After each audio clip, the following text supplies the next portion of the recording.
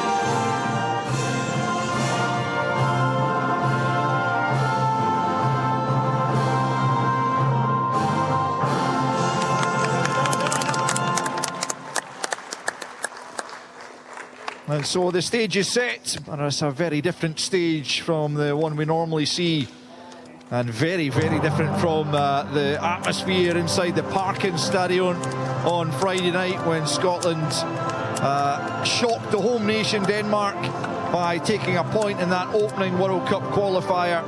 Belarus, in the meantime, were going down 5-1 against Greece. They've changed 8 of the team that started that game as they seek to lift their own fortunes, but Scotland want to make it a 4-point from 6 start to the group, which would be an excellent return, and one which I think most Scots would have signed up for ahead of the 2 games to start this campaign.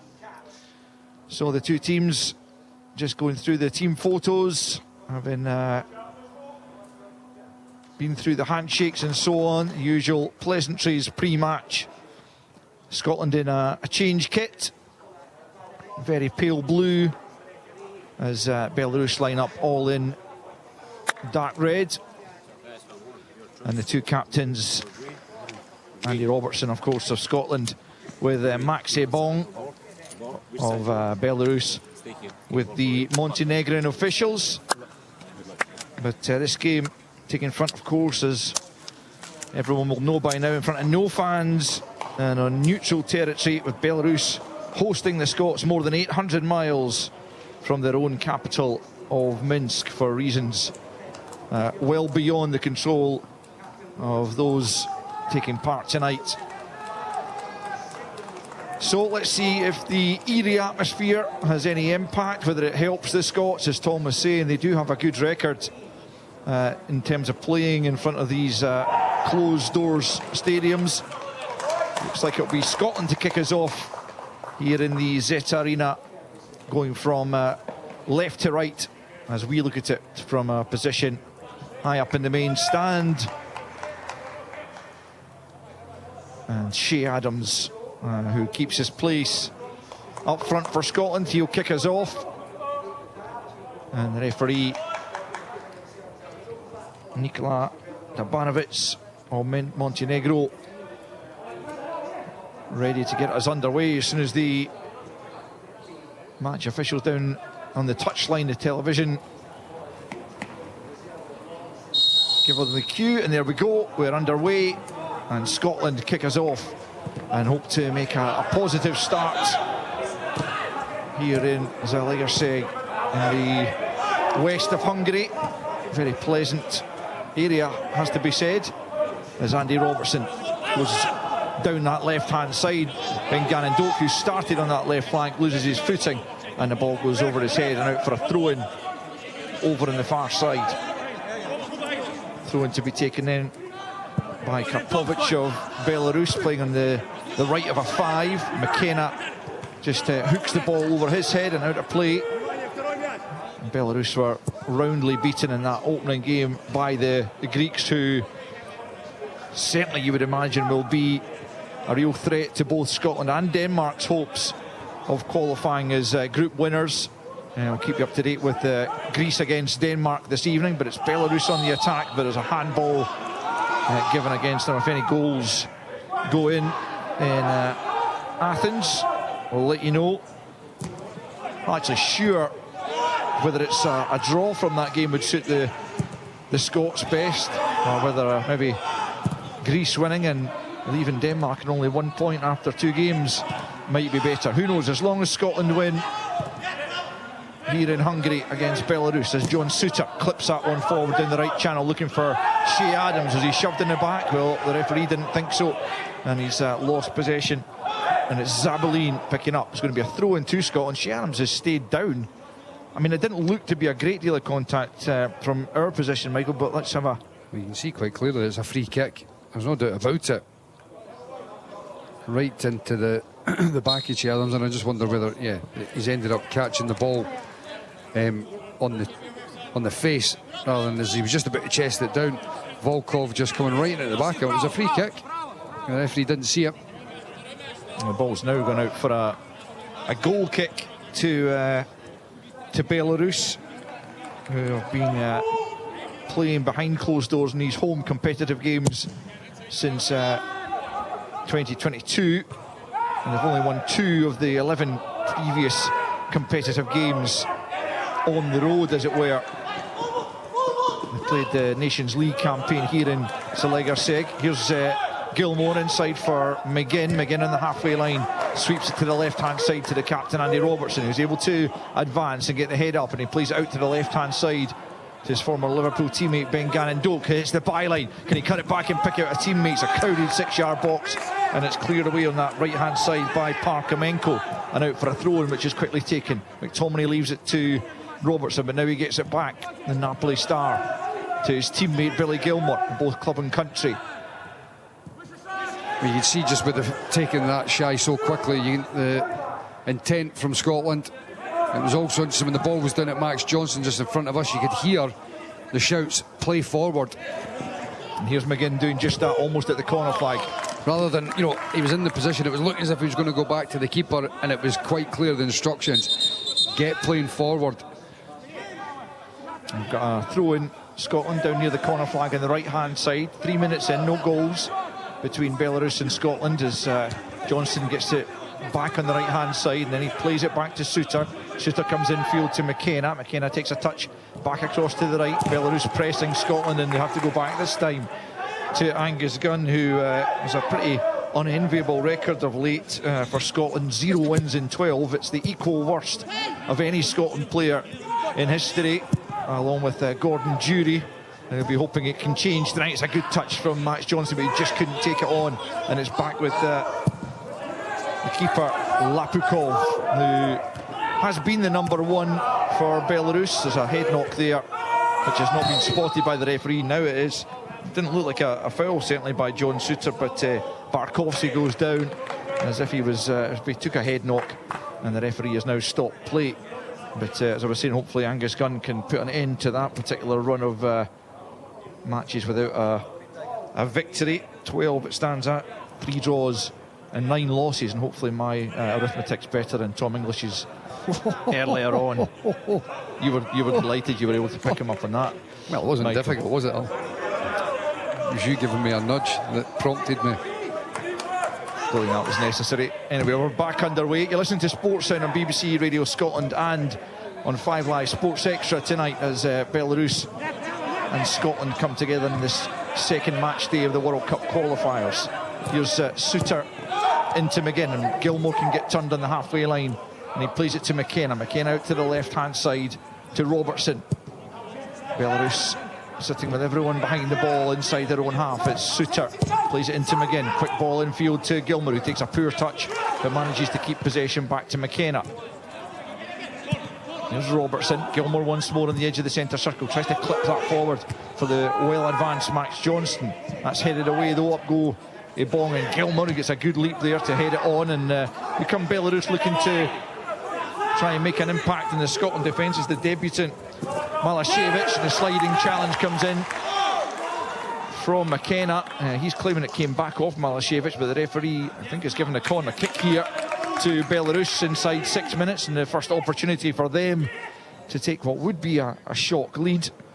As McKenna, I think the referee's got that one right. The right call. Well, I tell you what, it just shows you how quick Malashevich is, because as Willie Miller was mentioning before the game, Scott McKenna is no slouch. The debutant from Dynamo Minsk there.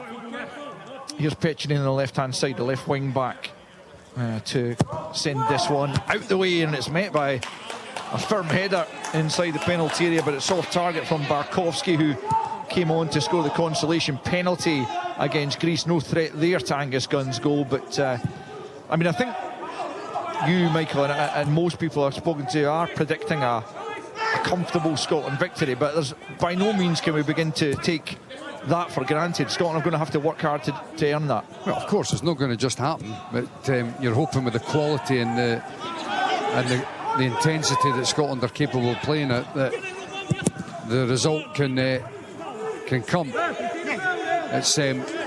It's important, you know. There was a couple of times where the ball came into John McGinn and he played it first time. That's exactly, he was in a nice little pocket of space. The problem is we then need to continue to keep playing that forward pass. We can't play too many passes that are lateral or backward, because it just allows the Belarus side to stay in a position comfortable. They're not being turned. Get the ball to Gannon Doku as often as possible. He hit the byline before, it didn't come to anything, but that's exactly what you want to continue to try and do. Getting into those dangerous areas, and then that's where opportunities will come from. Offside given against Barkowski there. Scotland will have the free kick. 7.5 minutes played in Hungary here. Belarus 0, Scotland 0, as Johnston on the right hand side in for Hickey picks up. Just a small note, Scotland have got 5 players already in danger of missing the next game through suspension. 3 in the starting lineup: Adams, Ferguson and Johnston, and the next game being at home to Greece. Christie and Hickey on the bench, also cautioned against Denmark, so obviously hoping that none of them pick up second yellow cards this evening that would rule them out of that Hampden confrontation against the Greeks, which is already shaping up to be a massive one, as Scotland look to finally end the ridiculously long wait to get back to a World Cup next year. The ball in the middle of the park being contested in the air. It's headed down by Ferguson. and now picked up by Robertson, but 15 yards inside his own half, plays it back the way to McKenna, and he goes square to John Suter. Scotland trying to get the ball moving, get the tempo up, and try and test that Belarusian defence. It's Robertson once more, left-hand side. McTominay comes across into that area as well and gets it back to Robertson, who then goes square to Suter, who'll cross the halfway line. Forward to McGinn, coming in off the right, trying to earn himself a bit of space. He's square to the captain Robertson once more. Ben Ganadot now picks up left-hand side. Has to come back the way to Ferguson, who'll come back to the halfway line. Belarus well organised, looking to try and regain a bit of pride after that battering they took in Athens. Here's Suter out to the right.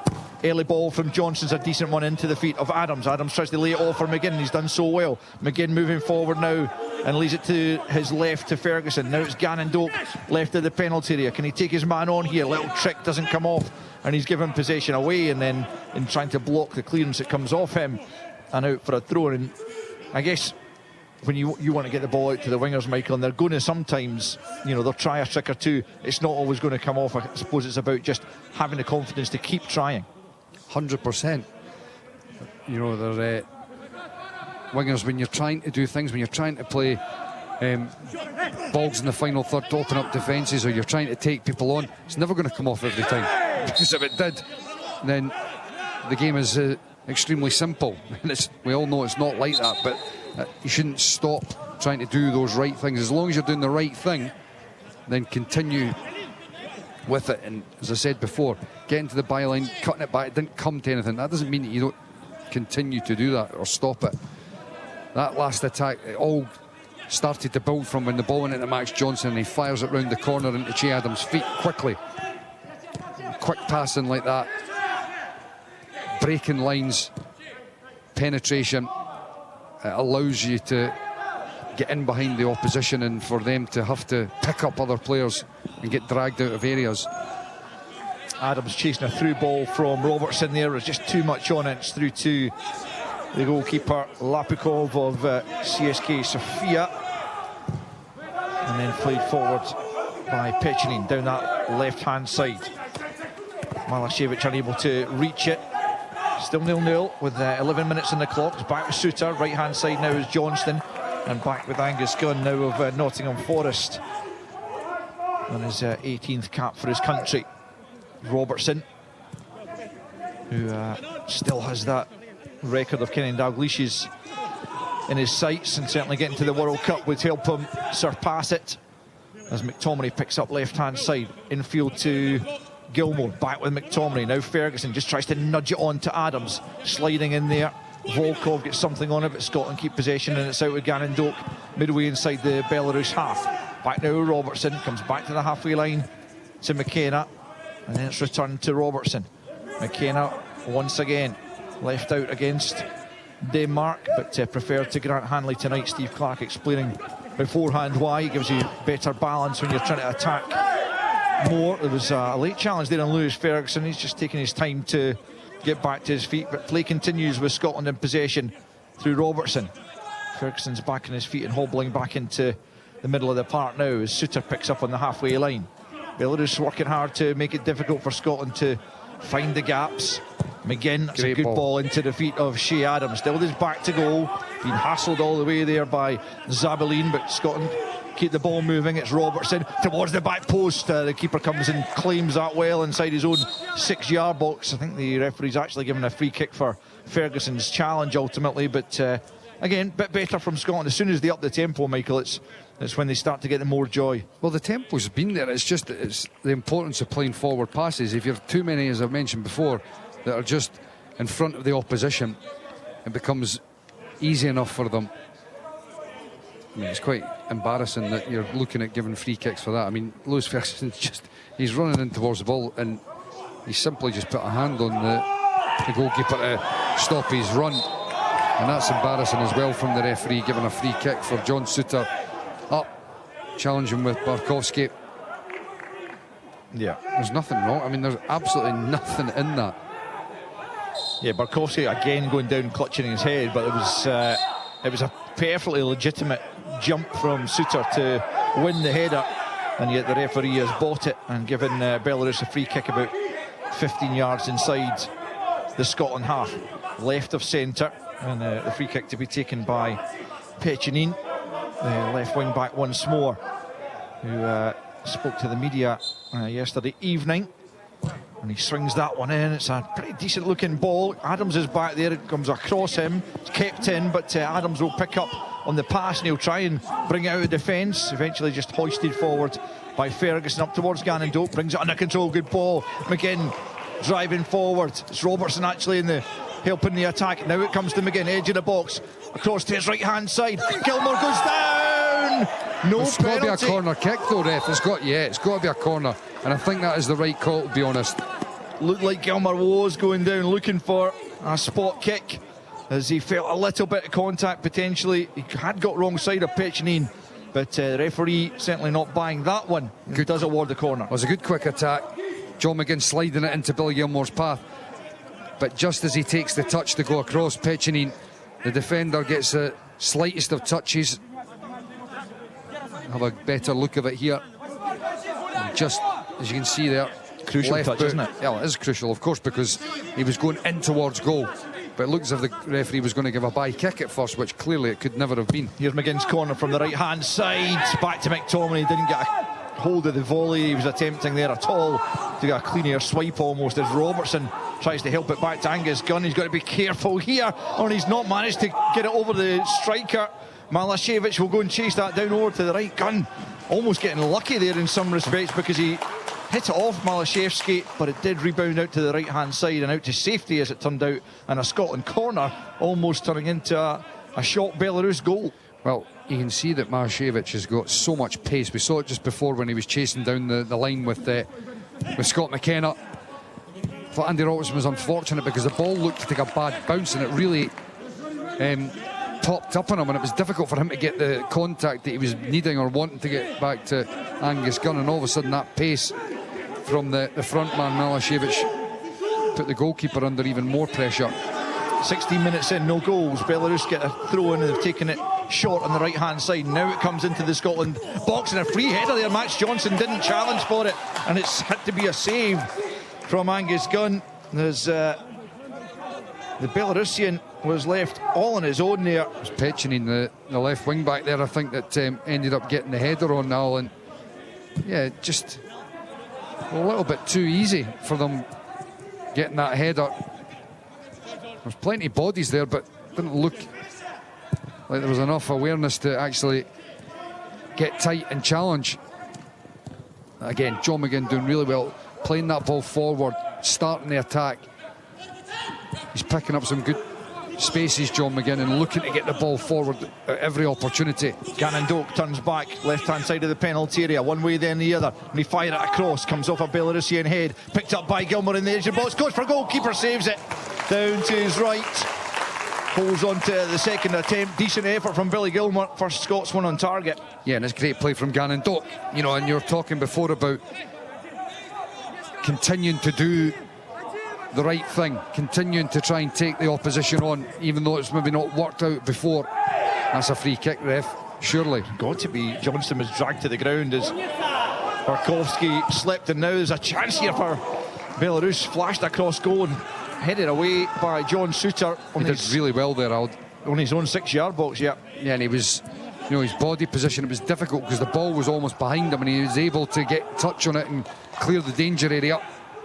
Again, the referee not exactly helping Scotland out there, and it looked like an obvious foul by Barkowski as he dragged Johnson to the ground, and almost resulted in a Belarus chance, as Robertson now has to do a bit more defending, does so well and gets it back again from McKenna. We've played almost 18 minutes here in the Zeta Arena in Zalegerseg, and it's still Belarus 0, Scotland 0, as you listen to Sports Sound on BBC Radio Scotland and 5 Live Sports Extra. Here's Souttar just inside the Belarus half. The one thing I would say is just to try and occasions just miss, you know, the player out. For example, when we're passing it around at the back here for Scott McKenna, you know, he doesn't have to be hitting John Souttar every time, and likewise with John Souttar, sometimes miss the player out, try and get that ball out to Gannon Doak as quickly as possible, isolate the wing back 1v1, just give him the ball and let him go and attack. Here he is, trying to get away from Karpovic. That's exactly what he's trying to do right now, up towards the edge of the penalty area. Comes infield now. Is there a shooting opportunity potentially for Gannon Doak? Instead he goes to his right to Johnston, back into the penalty area, swept away from danger and out for a Scotland throw-in. But look what he does, you know, even though when he's driving in and things are starting to close down, as soon as he shifts it, you've then got space for the other players, because he attracts the opposition to him. As soon as you eliminate one player, the next one's got to step out their pocket. Just keep feeding them. In that sense, keep the game as simple as possible. Get the ball out to Gannon Doak as quickly as possible. Nice touch from McTominay midway inside the Belarus half. He is in the way, and eventually the ball comes to Gilmore, out to the right-hand side to Johnston, back onto his left foot. He'll send this one in. Keeper thinks about coming, does come. He's almost impeded by his own player, and he does really well actually to hold on to that, because that could have been problematic for the keeper had that caused them to drop it. But good take from him, and Belarus survive without any real scare there. Yeah, you've got to say he does absolutely brilliantly there. The goalkeeper ends up catching it with one arm, even though his defender was right in on top of him. Parkomenko, I think it was, that was challenging him.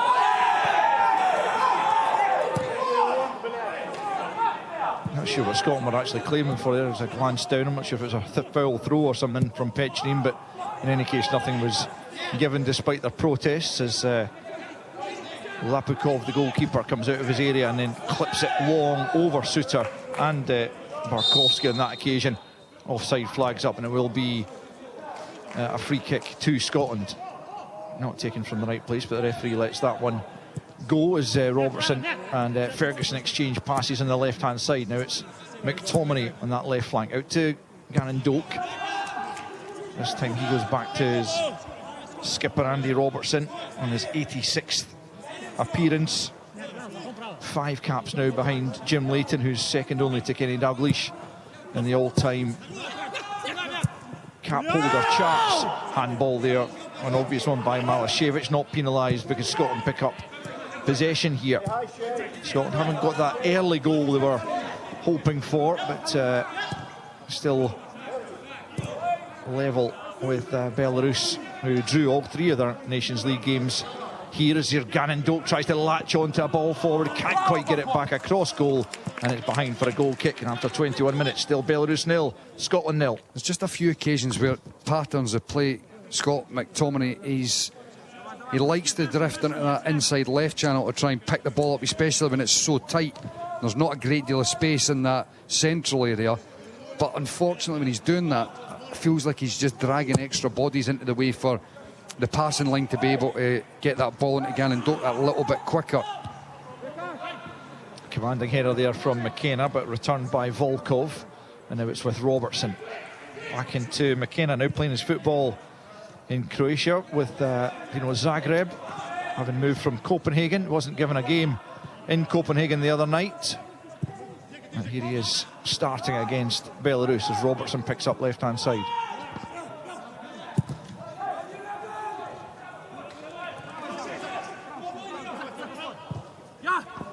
Ball in from Johnston, as Michael's pointing out to me. He was at Las Palmas in between, having been on loan to Copenhagen previously. But anyway, ball kicked into the stand there by... Well, I'm not being funny, Al.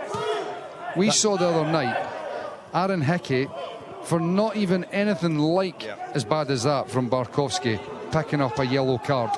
And obviously he's sitting in a short qualifying campaign, and if you pick up a second, then you're going to miss a game. And you talk about consistency. Barkowski, the ball's out the park, and he just booted it into the stand. There's only one reason for that. McGinn taken down late there by Ebong. The referee belatedly points for the free kick. We've gone beyond the midway point in this first period, and there's still no goals in the Zeta Arena. Scotland get this free kick, Gilmore to take, about 15 yards inside Belarus territory. I'm not exactly sure what Barkowski is doing. I think he's pretending he thought that the free kick had already been taken, but anyway, now it is taken to Suter, and it's Robertson forward to McTominay, quickly into Ferguson, who looked to be just slightly on his heels there, as McTominay did play the quick pass. Now it's Gannon Doak though, picking up left-hand side. the tricky winger now of Bournemouth, back in field to Gilmour, and Ferguson will stand one up into the box. A poor delivery though, and an easy take for the keeper, who hasn't had a great deal to deal with in the opening 23.5 minutes. Well, Gannon Dock's the one. You know, he's looking lively. We need to just try and isolate that area of the park, give him as much space as possible, and just keep feeding him. Just keep getting the ball to him as quickly as possible. Good defending there by Andy Robertson, holding off Malashevich. Striker's feet needs to play quicker. There's too many touches on the ball. Where possible, we really have got to take as few touches as possible to keep the ball moving, to keep moving the opposition. Forward to come now through Robertson, and he's back out with Gannon Doak in the left flank, midway inside the Belarus half. Can he take on Karpovic here? Instead he just rolls it back. And now it's forward for Adams, left-hand side of the box. A few Scots in the penalty area. It's headed away before McGinn or indeed Johnston can get onto it. It'll be chased by Ebong, but he's done well actually. Johnston was trying to see it out of play, and Ebong swung the leg round him, but that's given away in a dangerous area, and Robertson picks up into the feet of Adams, about 25 yards from goal. Out to this right-hand side for Max Johnston. Johnston a couple of touches, then he swings it in. Not a great delivery, and easily headed away by Zabalin. Only as far as Suter, who rolls it into the feet of Gilmour. Gilmour centre of the park for McKenna, and now Ferguson left-hand side. McTominay comes and looks for it and gets it. Tries to just dance away from Kalinin, but fails to do so, but it's off Kalinin and out for a throw over on the far side. 0-0 after 25. That previous pass from Scott McKenna to Ferguson, that's one of those situations I was talking about before, where rather than sliding the ball to Ferguson's in that sort of left back area, miss him out and hit the wide man. Gets the ball into the wide men as quickly as possible. McTominay hits the deck, and there's a Scotland free kick awarded for the attentions of Parkhamenko right through the back of the Scotland midfielder. I think probably Scotland would have been feeling hard done by had that been given against them, but McTominay showing his experience just to buy that free kick, and it's in a good area actually, left of centre certainly, just to the left of that far side of the penalty area, but in a good advanced area about 25 yards from the goal line. So Scotland have thrown all the bigger men forwards. Not exactly a towering team, you'd have to say it at this stage, but McTominay's in there along with the centre backs, and it's swung in dangerously, and it's headed over the top of the crossbar by John Suter. A good delivery, and Suter met it powerfully enough, but couldn't direct it downwards. Yeah, just gets caught underneath it a little bit in the end. John Suter, got to be honest, just over 25 minutes into the game, and disappointing is the sort of overriding feeling at the moment that Lapikov has not really had too much to do, has he, in the goal for Belarus. Up goes Suter again. Again, he's been penalised. I mean, he's not doing anything remotely wrong as far as I can tell. It's just going up to challenge for an aerial ball. The striker's making a meal of it every time and going down, and the referee's buying it, unfortunately, for Scotland. Yep. He's just getting up earlier than him, isn't he? He's holding his face and literally he just jumps up and clatters and falls himself down. And comes the free kick to the edge of the penalty area. Adams tried to head it clear. Robertson tries to help it on as well. Almost gets it away. In fact, he's giving it away in a dangerous area to Malashevich. He puts it into the area. McTominay, and then Ferguson scoops it out to this near side, and Gilmour will go down and buy a rather cheap free kick again from Ebong. And at least the referee's been consistent in some of the cheap awards he's giving. But this is now getting into the territory where, you know, the performance is just lacking that little bit of intensity, and the lack of atmosphere feeds into it. The ball's been retained, of course it is, but we need speed, cutting edge. Yeah, it's we need some attempts on goal as well, just to bring a bit of life to it. You think the lack of a crowd plays into that a little bit? Well, it does, lack of intensity? It does a wee bit, but the problem is that just the way that things like that from John McGinn. He's done that so often. Need to take less touches. Need to play the ball quicker. Need to get the ball into, the wider areas for Gannon Doak quicker. Give him the ball and give him space.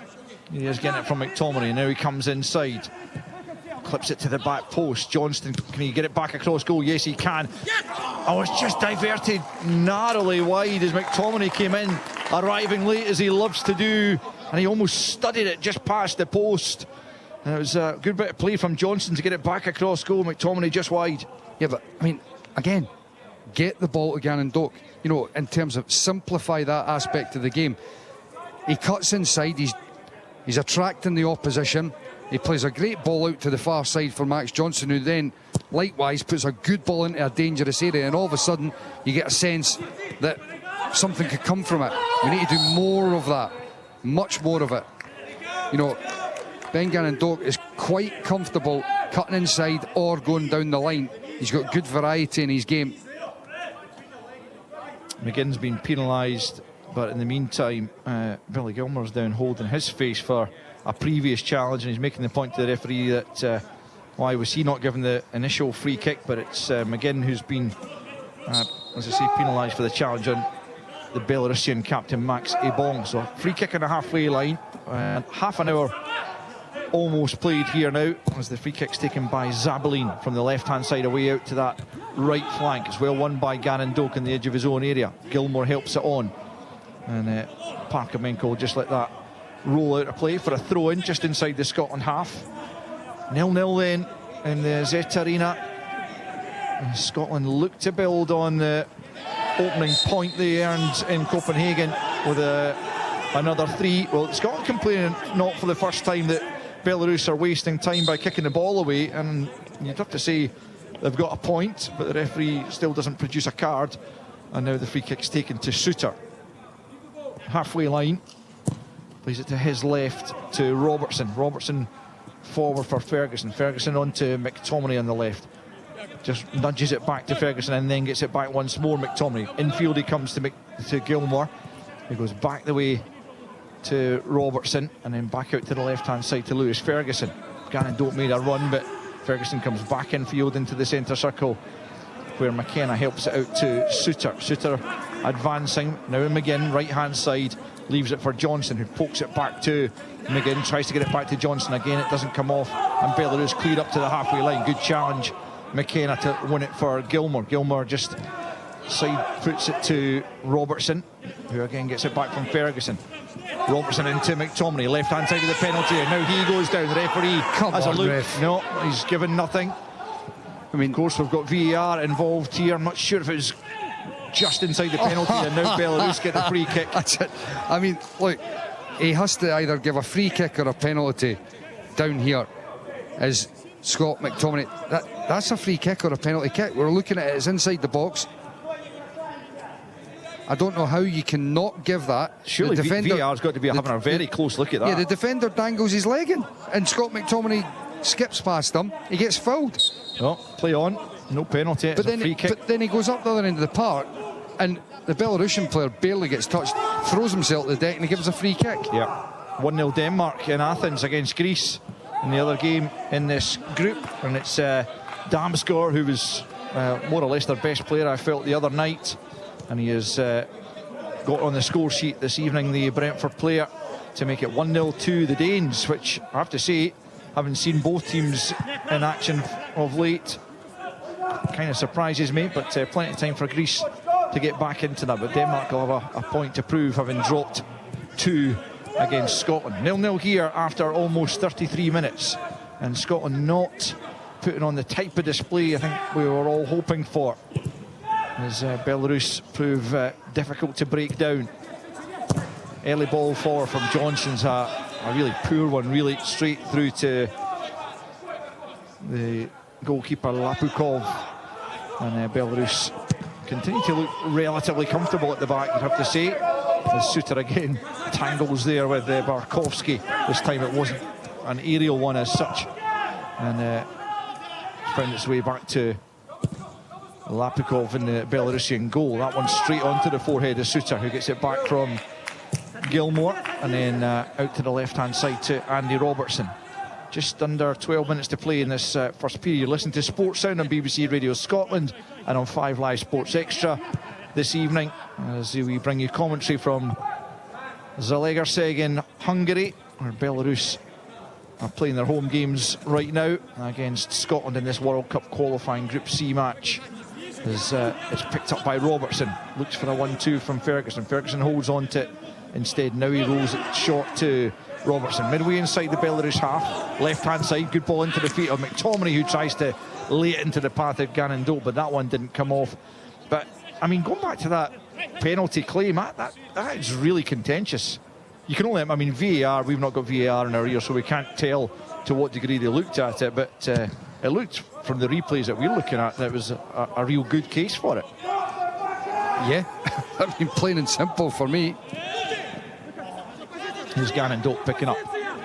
Leaves it to McTominay, midway inside the Belarus half, coming in from the left. Now it's Gilmore out to the angle of the box to Johnston. Onto the left foot. He's got to go down the line. You know, there's no reason for him to be cutting infield there. It completely changes the angle of the cross. And he's 1v1 against the wing-back. Pacini, and he needs to go and take him on. Here's Gannon Dope on the left-hand side.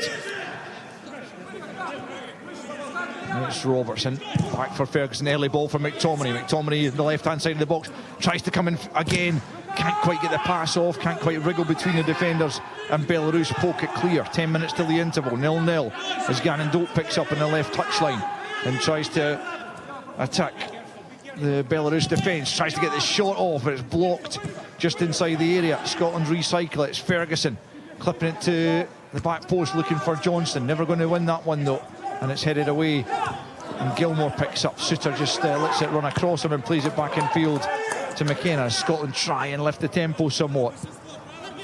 It's Ferguson forward once more to Robertson, just inside the Belarus half, and then McTominay again looking to inject a bit of spark here, as he has so often in recent times in a Scotland jersey. Now it's Suter into Adams, who's barely touched the ball, but here he is holding it up and leaving it to McGinn on the right-hand side of the box. Now Johnston back to Suter. Scotland got just about every outfield player well advanced as Johnston picks up again. I don't know who he's playing that to, but it's McKenna who has to go back and retrieve it well inside his own half. And I thought he looked a little bit nervy when he came on, particularly after the handball incident the other night, and he hasn't quite captured the form that Aaron Hickey was showing in the early stages against Denmark, although of course that is a high bar to try and hit. Here's Ben Doak left hand side. McTominay can't keep a hold of it, and Belarus emerge with possession just outside their own penalty area, and now it's clipped forward for the speedy Malashevich. Angus Gunn comes out his goal. He does really well, Gunn, because Malashevich, again, as Michael's mentioned, he's got the beating of McKenna pace wise, and he was almost in behind, but Gunn, alert to the danger, comes well out of his area and just skips away from the attacker before he could take control of the forward ball. But that looked dangerous again for Scotland on the counter. 37 played, 0-0. Scotland could really do with a goal before half-time to settle my nerves as much as anything else. Here's Robertson out to the left-hand side for Gannon Doak. Up against Karpovic, coming up to the penalty area. Tries to take him to the byline. Now he checks back. Leaves it back to Robertson, it's a deep cross, but it's too deep. Straight out of play. Very disappointing from the captain. And after 37.5 minutes here, it's still Belarus 0, Scotland 0. I mean, Gannon Doak is quite clearly the man in the Scotland jersey that looks like something's going to happen when he gets on the ball.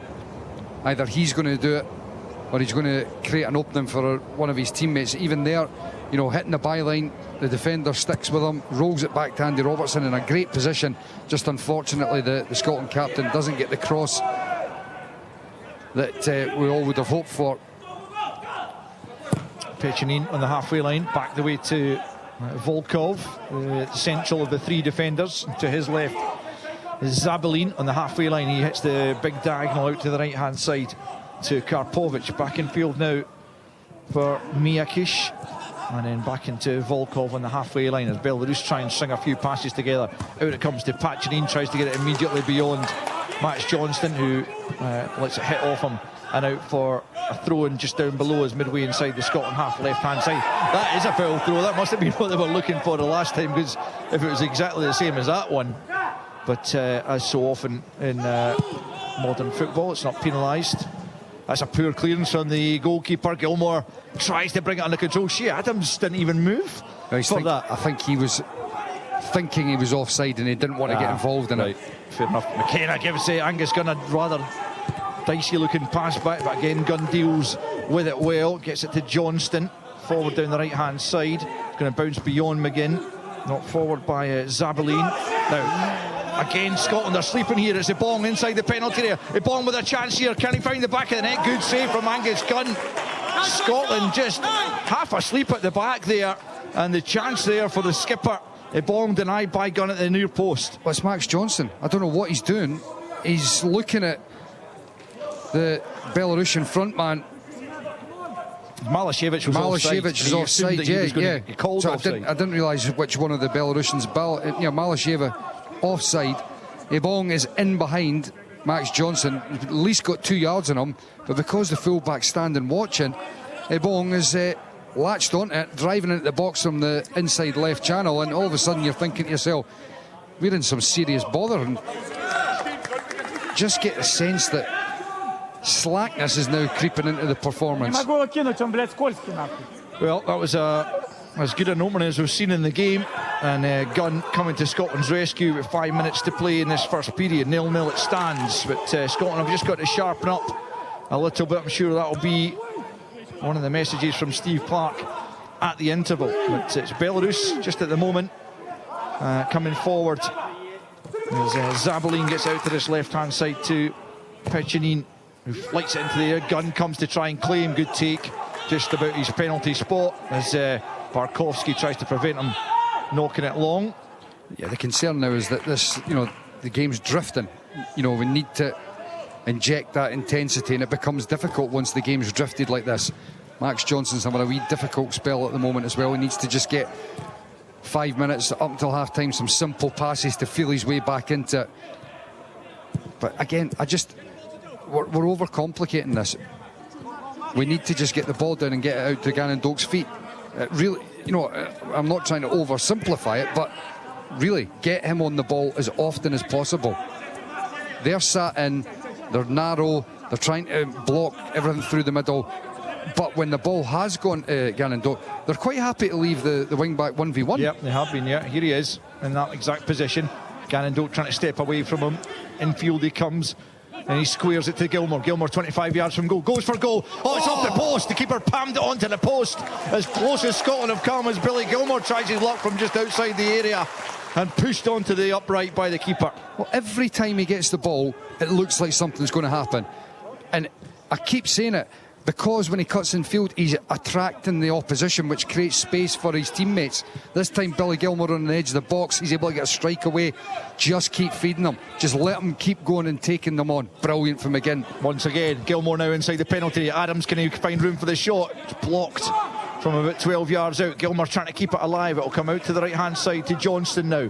Better from Scotland this last couple of minutes as McGinn sweeps it into the back post. McTominay meets it on the head. Adams is there! Scotland have got the opener! Well, that could be huge just before half-time. And one of the first moments of quality. McGinn with the ball to the back post. McTominay headed back across goal, and there was Shea Adams to pounce from a yard or two out to make it Belarus 0, Scotland 1. Well, that's hugely important, isn't it? Right before half-time, Shea Adams getting on the score sheet, which will be great for him as well. There's a goal check, I should point out. As the ball came back to John McGinn on the edge of the box, opens up nicely on his left foot. There's nobody offside when the ball comes Certainly in. Not. And then headed across, latches onto it. Shea Adams, there's nothing wrong with that. It's 100% a goal. It's got to be. It's a great header from Scott McTominay. He's stretched, fully stretched, and he knocks it with the head right into the danger area where Shea Adams is able to slide in and knock it over the line. 10th Scotland goal for Shea Adams, and it comes at a hugely important time. Come on, ref. Oh, he's a penalised shooter for the same thing again. I mean, if he thinks that's a foul for the third time, He's not even having a... Why is he not booking him? Yeah, I know. He's not even having a word with John Suter. Literally, Barkowski, every single time John Suter goes up, he just holds his head and falls down. It's actually embarrassing. It is, but it's given Belarus a free kick in a decent area, about 30 yards or so from the goal line, left of centre. It's going to be Pechnin to send it in as they look for a quick equaliser. It's headed by a Scotland head at the near Gannon post. Doak's through. And the goal scorer Adams tries to feed him in, but the keeper's well out of his area, and he manages to get the first contact there to clear the danger. And then McGinn, to be fair, did shove a ball there, and it is a free kick to Belarus, who try and take it quickly. Well but Robertson's in the way, and he guides it back with the head to Angus Gunn. And with a minute left to play in this first half, at last it's Belarus 0, Scotland 1. That's a really good defender from Andy Robertson, recognising the danger and then having good composure just to head it back to the goalkeeper. McGinn's been excellent again, hasn't he? He was brilliant in Copenhagen, I thought, and he's really been one of the few players you mentioned a few times, just playing the first time ball there is again yet to Gilmour. And a lot of them have been inside. It's not as if he's wrapping balls round at the striker's feet, but it's the perfect angle. From Doak, Gannon Doak. Beats his man with a little dummy, then he tries to go past another one. Well, the referee points for the goal kick. Surely that's a corner. Well, I thought maybe he did take the last touch, I have to be honest, but the initial little dummy that took it through the legs of the first defender. And you're right, Al. Parkamenko just gets the touch back off of Gannon Doak. A minute added on at the end of the opening 45, which we're into now. And Scotland with the slender advantage given to them by Shea Adams. 10 goals now for Scotland in 41 appearances after his hat-trick out in Liechtenstein recently.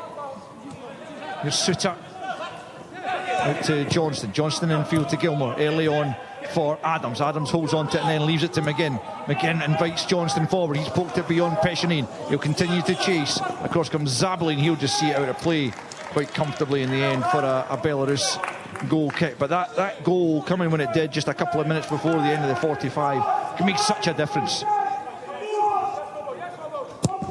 As Belarus get the goal kick forward, just a few seconds remaining. This time it's McKenna getting above Barkowski.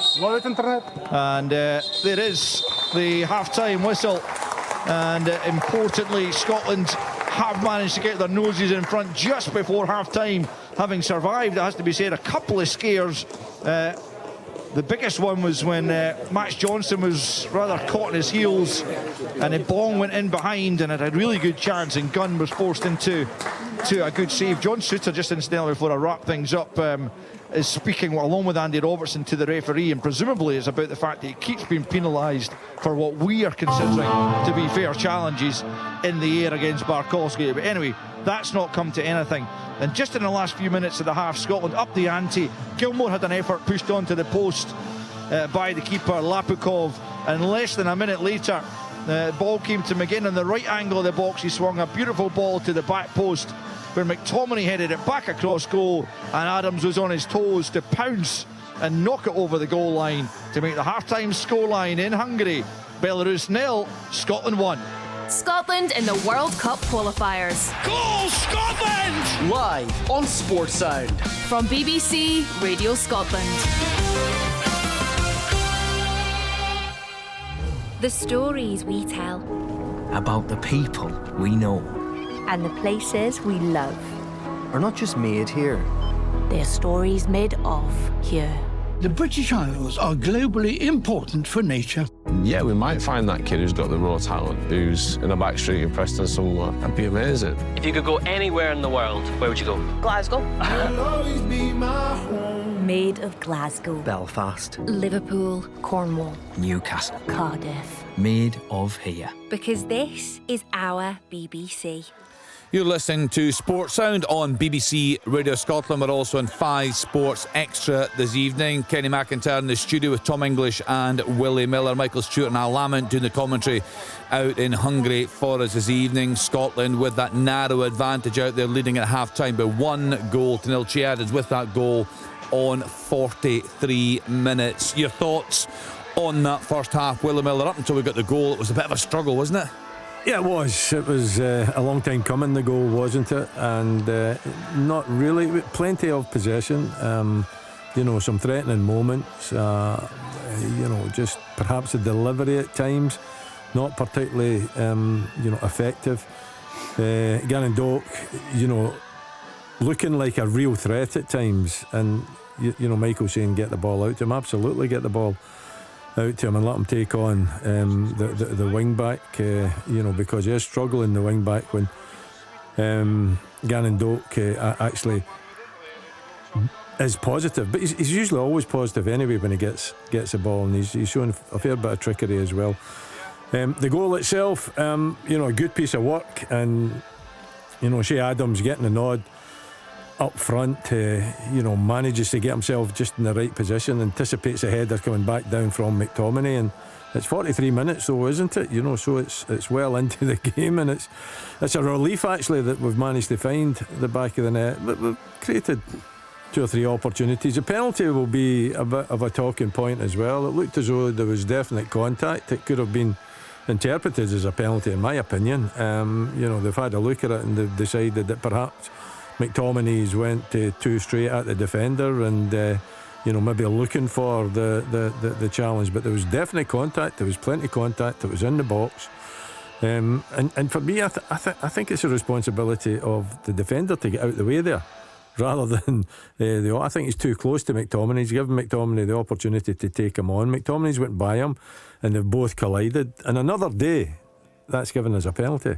Well, before we have a broader look then at the half, Tom, your thoughts on that situation when McTominay was challenged? That was in 32 minutes. Yeah, listen, I'd like to look at it again. I mean, have they given it because they think that McTominay has just run into him? But there's contact, there's very clear contact there. I'd like to see another. I mean, initially I thought not so sure. I saw it again. I thought, hang on a second, that could easily be a penalty. Mm-hmm. It could be.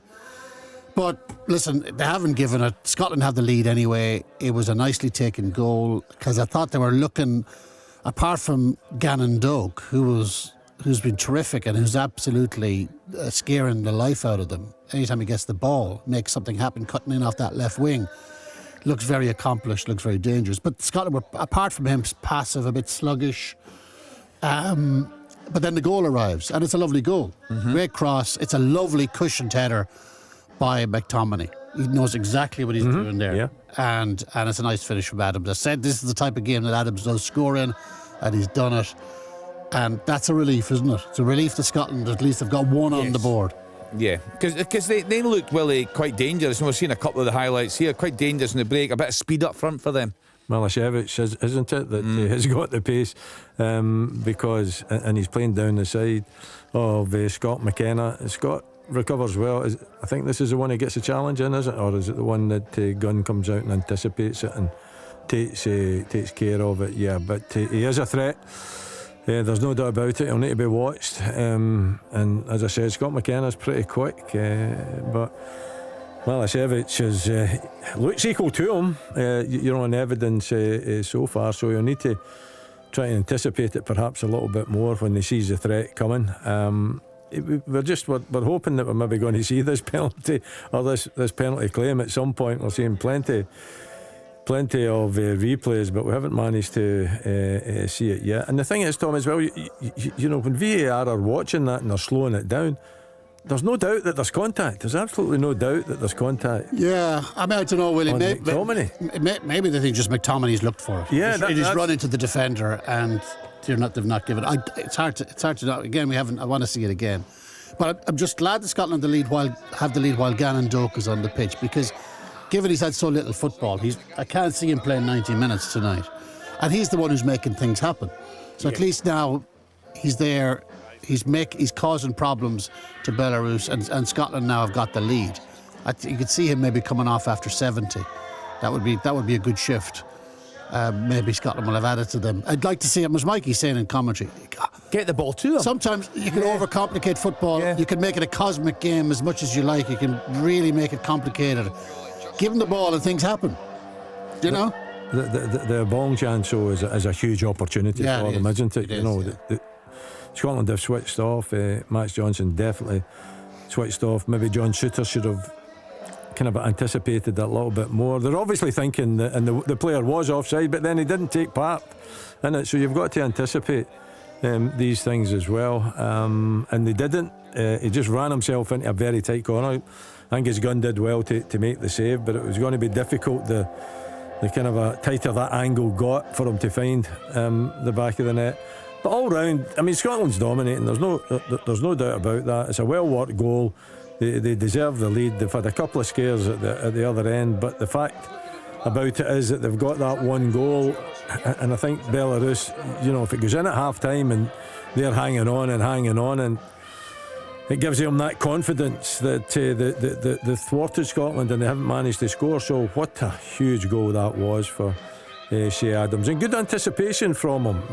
He's got to read that. He's got to stretch out and get the little toe on it. It's a good striker's finish, I would suggest. A well-worked goal, but a good striker's finish. Good anticipation from him. So you go in at half-time 1-0 up, and things are looking rosy. Terrific there from McTominay. I don't know if it's terrific from McTominay.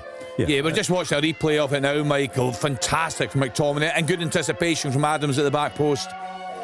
Yeah, I was just sitting here with Al. I said it in commentary, but I was sitting here with Al, just saying exactly that, watching the replays. It's the header from McTominay which is inch perfect, and he's obviously backtracking as well, and fully stretched, but it's a perfectly placed header back across the goal for Shea Adams to be able to slide in and put it in.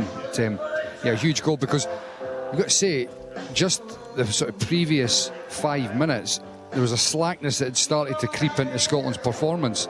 As much as we dominated it, you could just get a sense of things were petering out towards half time. So to get the goal, it just changes the dynamic completely.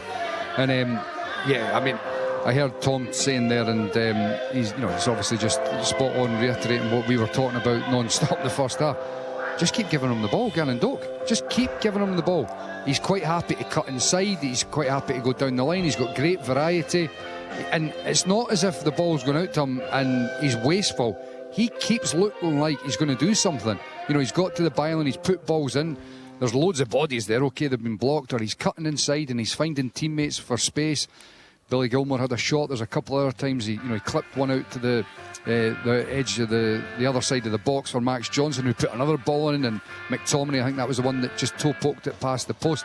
Constantly looks like things are going to happen, so just keep giving him the ball, let him go. And the incredible thing is from Belarus, when the ball goes out to him, they just allow him to go. I think it's Karpovic that he's 1v1 against, and they're just quite happy for him to go 1v1.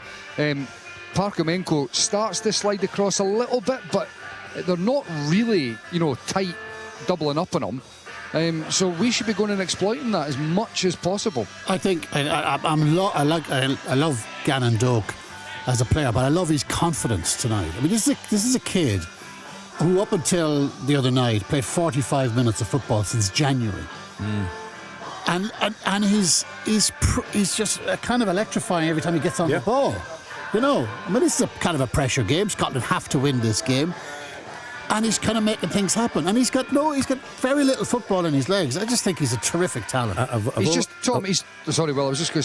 taken off from where he left off in the Scotland jersey. And because when he came into the Nations League, he literally transformed this side, because we looked, in the Euros and preceding Euros, ever since the extremely unfortunate goal that was disallowed in Seville against Spain, when it looked as if we could have perhaps actually beaten them, things just started to drift, and then there was a complete lack of form, and there was a staleness in Scotland, and it continued into the Euros. And then after that, Gannon Doak came in, and he just brought the national team alive again, and he's done the same here.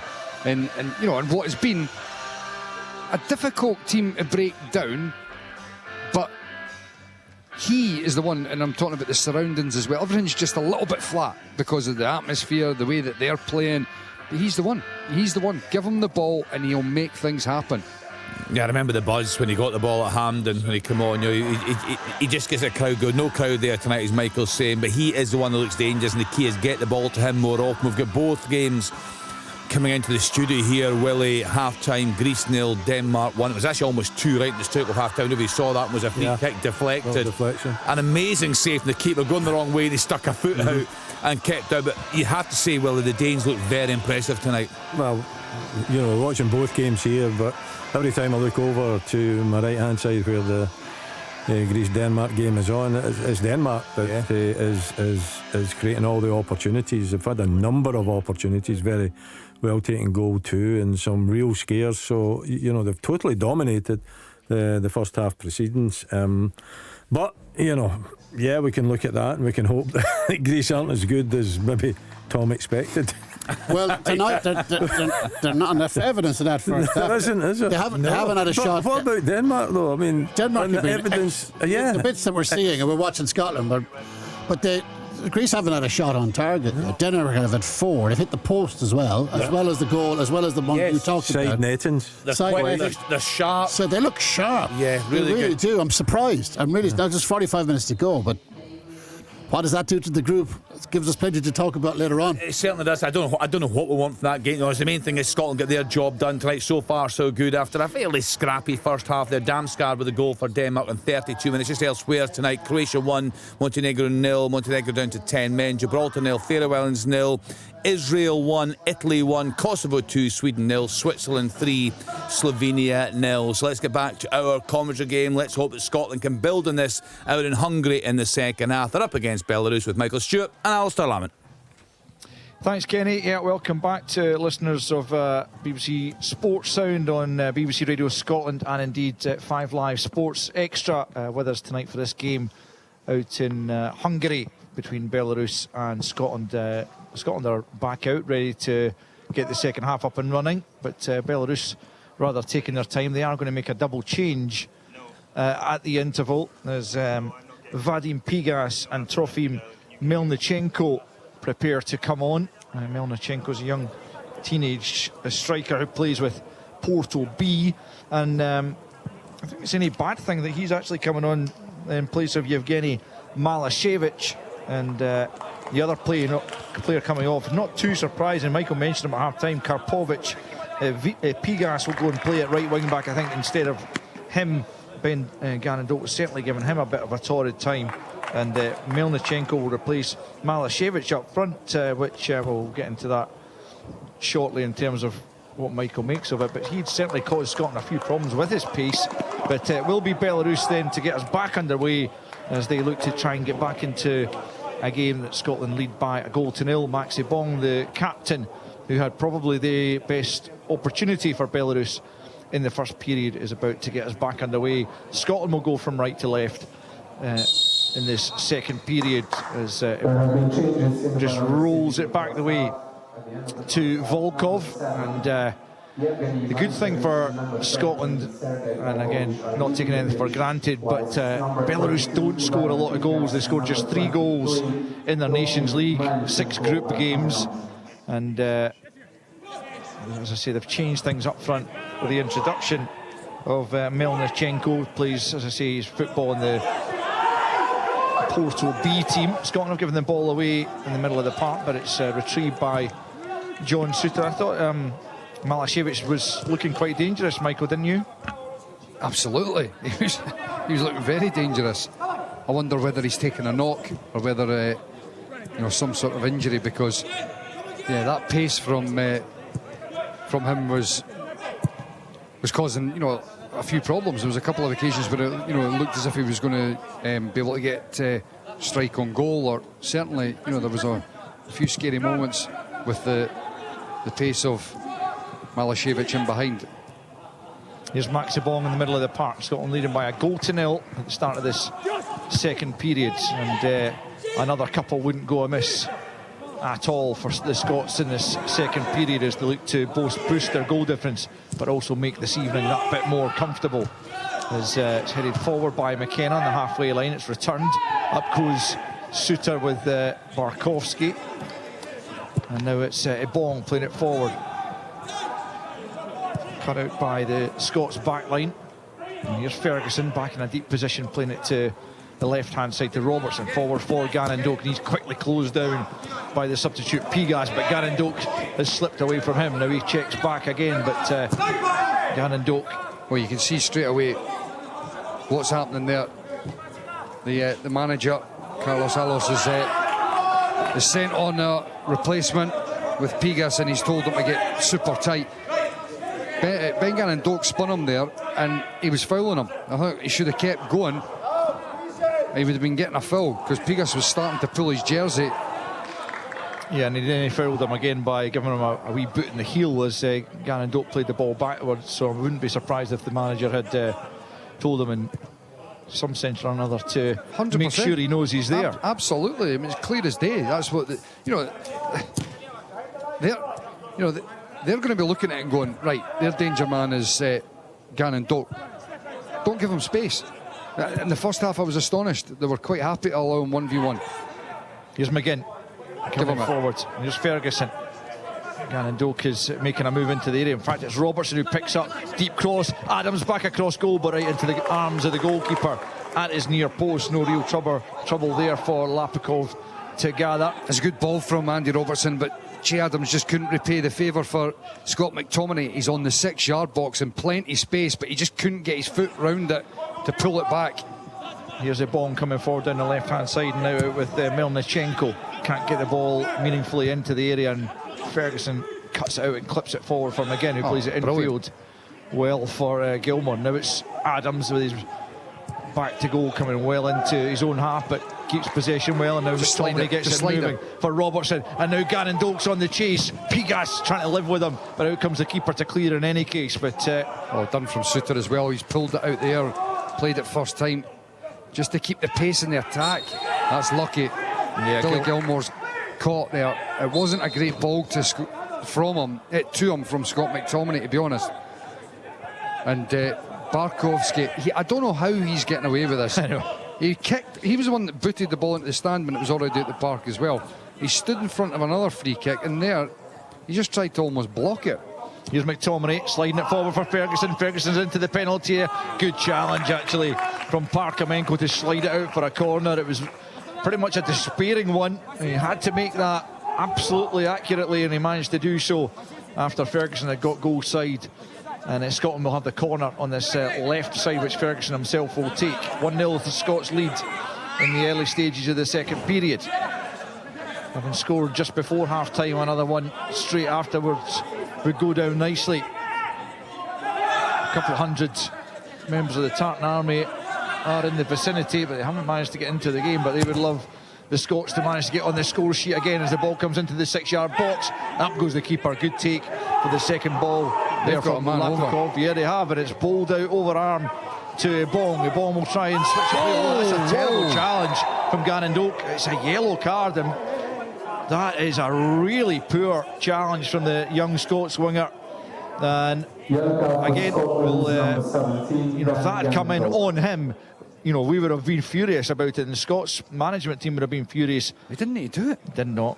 He did brilliantly to get back, showing willing to bust their gut and get back and help. But they're 2v1 it, and he's across on the byline. On the sideline there. Yes, he gets the ball, but he goes through Ebong. You just can't tackle like that nowadays. I mean, it's a yellow card. There is no more, but I mean, it's right on the cusp. If he'd caught him slightly differently, he could easily have been looking at something worse. Well, just a little bit of a volatile side there from Gannon Doak. That's a terrible challenge on Lewis Ferguson. That's another yellow, but I mean, that it could equally have been a contentious one. As was it Barkowski again going in? No, it was Kallinen. Kallinen, yeah. Going in very late on Lewis Ferguson. I mean, that one should be potentially looked at by VAR as well. He's caught him. He's caught, by the way, he's caught him on the ankle. That's a red card. That's a red card. He's caught him on the ankle with plenty force. It's not, I thought at first, free play, it was just the body that had caught him. That's not. He's caught him on the ankle there. That's a red card for me. It really is. No indication at this change that VAR. I mean, they do check all these contentious issues, but that's incredible. It really is. He's clattered into Lewis Ferguson at a fair rate of knots, and he's caught him on the ankle. Well, it seems to be that he's going to get away with that. And yeah, Cullinan very, very fortunate to survive there as Scotland come forward down the right-hand side. It's John McGinn up against Petchnine. Swings the ball in dangerously. McTominay's header straight at the keeper. All alone, 10 yards from goal. And he directs it right into the keeper's arms, and it remains Belarus 0, Scotland 1. Barkowski, I mean, literally not looking at the ball, and he's just jumped right into Scott McKenna. I don't know how many free kicks he's going to actually not get given against him, never mind be punished further. He's not looking at the ball, he's just jumped into Scott McKenna. Big chance for McTominay there just a few moments ago. Here's Pigas at the other end. Gannon Doak with him. He's got to just be careful now, Gannon Doak, just to settle down. Back it comes Miakish, and now Parkamenko out to the left-hand side for Zablin, who tries to lift it forward for Ebong. Brings it down well. Under a bit of pressure here, he's managed to squeeze the ball back on the left-hand side, swung towards the back post. Pigas is there, but a good defensive header from Gannon Doak, and knocks it behind for a corner. But Belarus certainly aren't out of this just yet, trailing by a goal to 0, 53 minutes in. Yeah, they've actually shown a bit more of an attacking intent. You know, seeing the replay from the Scott McTominay header, unfortunately just far too close to the goalkeeper. So Belarus corner right-hand side to be taken by the left foot of Kirli Petchnine. Plays his football in Russia. And he'll swing this one near post. Bong leaves it. The dummy McGinn picks up on the edge of the box. Now he's on the offensive, on the counter-attack. Can he release one of his teammates here? He looks for Andy Robertson, who's the highest player up the park, and it's a good challenge going back there. That was a terrific saving challenge by young Melnichenko, the striker, who had gone back the way. And Belarus have a free kick just inside their own half. But Andy Robertson almost in behind, but the young striker doing his defensive duties there, Melnichenko, to stop him in his tracks, and it remains Belarus 0, Scotland 1.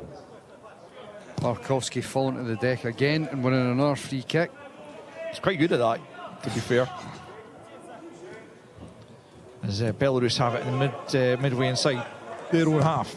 Clipped forward by Parkamenko down the right-hand side. Pigas will give chase. Robertson should be able to see that out of play. Pigas almost able to hook the ball round him, but has gone behind for a Belarus, for a Scotland goal kick. 55 minutes almost on the clock. Still Scotland lead by a goal to 0 in this World Cup qualifying match.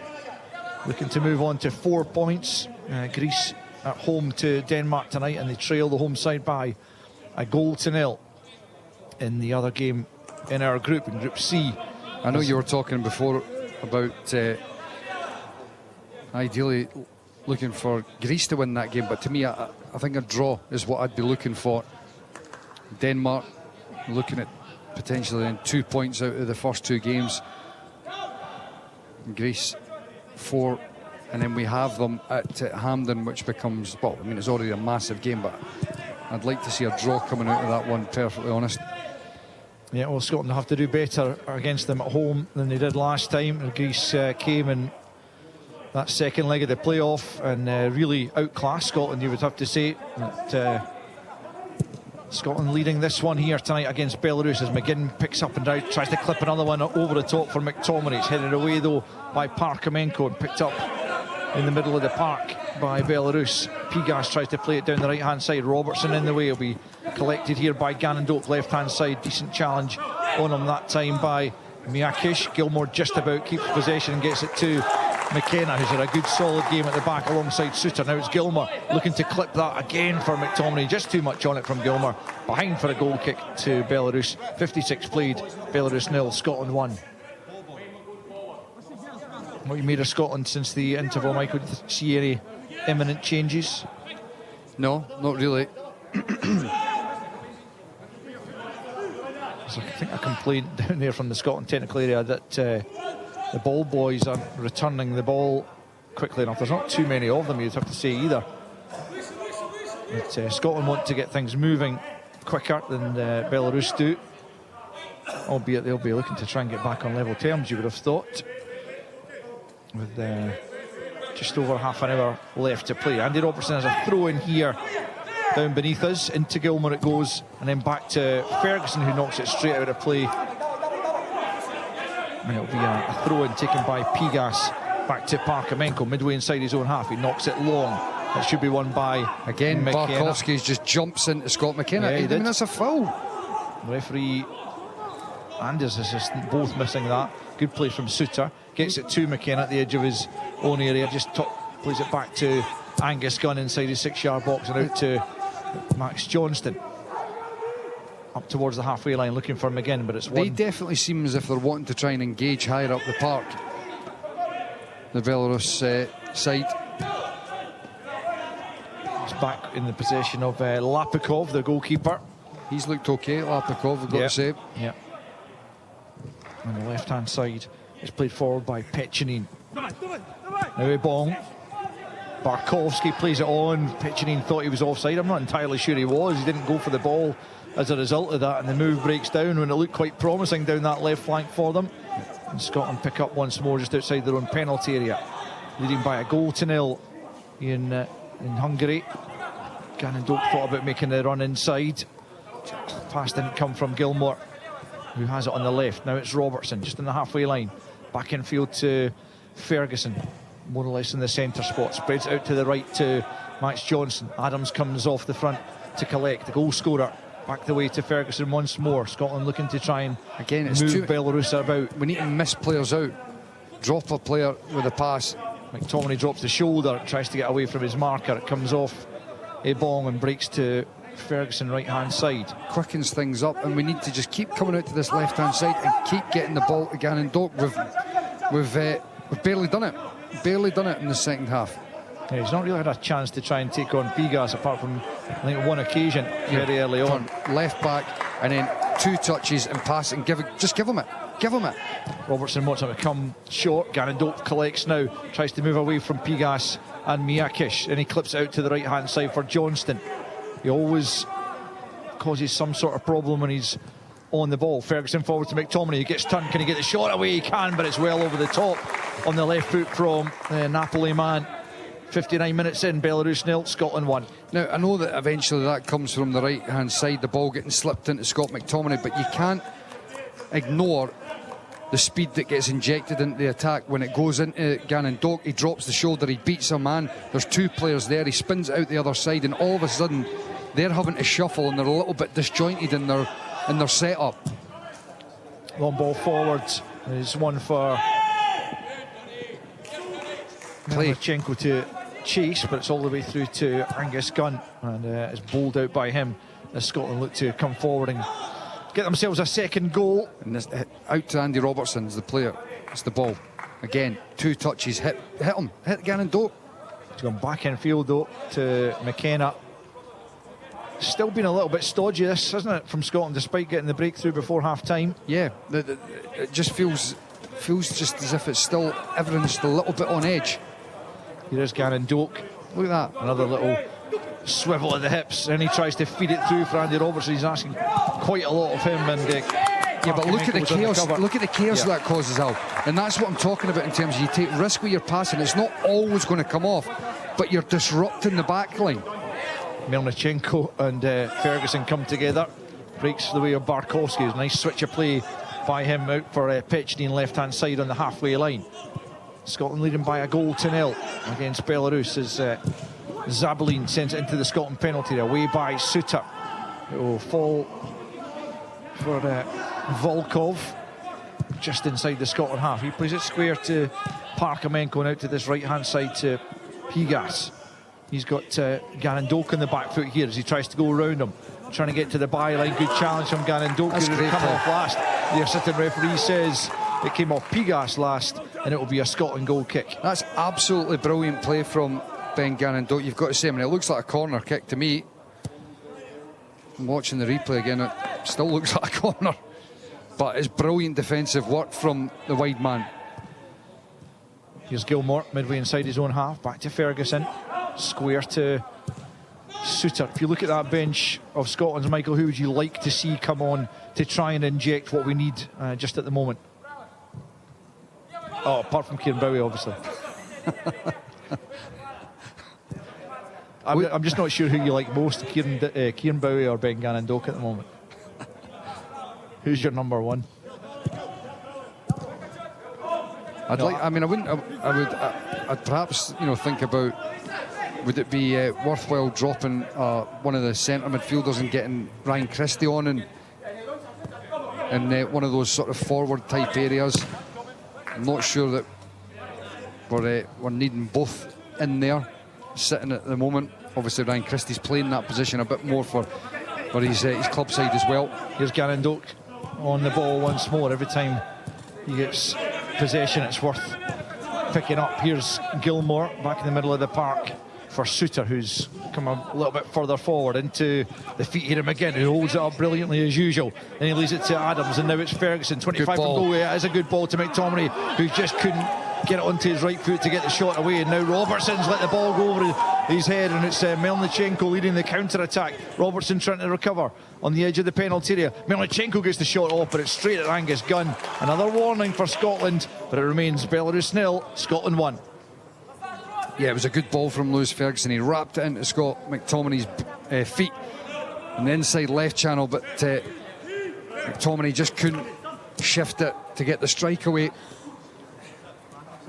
Here's McTominay for Gannon-Doak, back the way to Ferguson and onto the halfway line to Robertson. And a square for Suter. Out now to Max Johnson, who's seen a bit less of the ball in this second period as Suter picks up and plays it infield to McKenna. Now it's Ferguson getting turned on the edge of the centre circle out to the right hand side to McGinn. McGinn back into Ferguson. Ferguson looking to try and potentially release Max Johnson, who made the run, but it doesn't go forward. It goes back to Suter instead, and now out to the left to Robertson. Robertson infield to Gilmore, who's got a little bit of space here. Gannon-Doak asking for it, but instead it's Adams tries to lift it back to Gilmore. Oh, it's a goal! Scotland have a second. It's Volkov who sent it into his own net as Gilmore tried to hit it square across goal. Out came the keeper to try and catch that one. Volkov inadvertently trying to direct it back to his own keeper, sends it past him and into the net, and on 64 minutes it's Belarus 0, Scotland 2. Well, that was good patience in the build-up, you've got to say, from Scotland. Che Adams dropped in, little pocket of space on the edge of the box, and plays a lovely ball over the top for Billy Gilmore, making the run from deep. He's absolutely onside, and Gilmore trying to knock it back across the face of the goal for his teammate, his club teammate and national team, of course, Scott McTominay, but the defender Volkov is in between, and he knocks it into the back of the net. 2-0 then to Scotland as Gromyko comes on for Mjakic as Denmark go 2-0 up in Athens as Christensen, Andreas Christensen of Barcelona and Denmark puts them 2 goals to the good in Athens. That is it's a phenomenal result for them. Very, very good scoreline for them just at the moment. Same scoreline here as Pigas goes in through the back of Gannon-Doak. He doesn't. I've got to say that's slightly unfortunate for Pigas, because it seemed to me as if he went down the side. Yeah, I know what you mean, actually, rather than going through him. He's right in front of us there, and I think he's unfortunate. The ball was just a little bit short. I don't think that needs to be a free kick, to be perfectly honest, but we'll take it. Yeah. Gromyko, as I say, has come on for Mjakic. Gromyko, as Gannon-Doak gets on to inside the area. Chance for McTominay, should save. That's an offside flag in any case against McTominay. Scotland almost adding a third there. Decent chance. It remains 2-0 Scotland. Well, a third would be really nice to add to the scoreline. It's a good save. I've got to say, the goalkeeper Lapikov has looked very competent to me. Yeah, he had no chance really with either goal, you would have to say. Certainly not with that own goal that just went in a few moments ago, as he was caught out by the defender heading it past him as he came out to try and intercept Gilmore's header across goal. But so Scotland with a 2-goal cushion, which should help them just relax that bit more. As Belarus come forward, looking for a way back into the game. It's a long-range effort from Kalinin, but it's way over the top from about 35 yards almost. And no trouble there for Angus Gunn. Just having another look at that Volkov own goal and a close-up of him holding his head in his hands. Scotland in possession there, midway inside their own half. It's Robertson into Ferguson, and now Gilmore, who took up a good position, and it was Adams that played it over the top for him, wasn't it? And it looked like it was a nice ball. Good ball. It was a nice ball from Che Adams. I'm looking at some of the patterns of play that we've got, and it almost feels like it's just the wrong movements at times. And I keep going back to this. Too often I feel like we're actually running and blocking the angle to get the ball to Gannon Doak, and on too many occasions feels like he's out of possession when he's trying to receive it. He's running on the inside channel, and a lot of it's to do with the fact he's not getting the ball quick enough. Just chalk on your boots, stay on the line, and just feed him. Here's Ferguson on the left, Gannon Doak in close proximity. He's back with Robertson instead, and now McKenna on the halfway line. Ferguson takes it off him once more, and now Robertson back into Ferguson, but he's not able to bring that under control, and Kalinin takes possession of it. Parkamenko back to his goalkeeper here. Scotland leading by 2-0 with just over a quarter of the game, or a quarter of the game remaining, just under a quarter here in Zalegerszeg, Hungary. Parkamenko on the halfway line for Belarus. You listen to Sports Sound on BBC Radio Scotland, and 5 Live Sports Extra as it's picked up by Zablin on the halfway line. Tries the big diagonal.